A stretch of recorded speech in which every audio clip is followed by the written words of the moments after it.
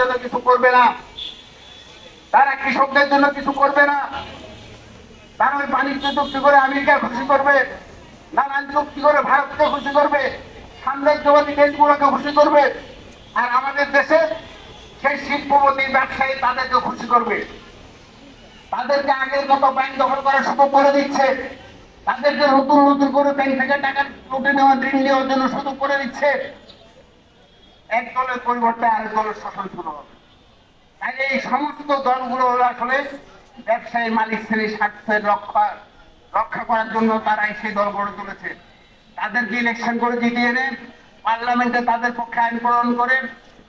তাইলে এই যে ব্যবস্থাটা চলছে, এই ব্যবস্থাটাকে পরিবর্তন করতে হবে, সমাজ বদল করতে হবে।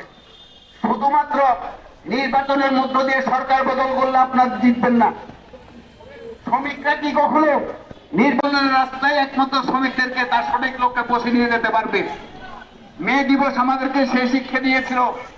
মে দিবস আমাদেরকে 8 ঘন্টা শ্রম কর্মদিবসের দাবি প্রতিষ্ঠিত করেছিল।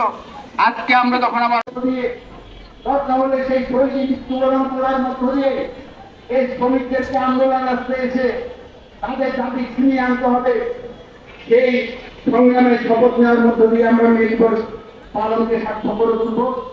আমাদের এই আলোচনা শুনছেন, এই জন্য আপনাদেরকে সবাইকে ধন্যবাদ দিয়ে আজকের সভা এখানে সমাপ্তি করছি।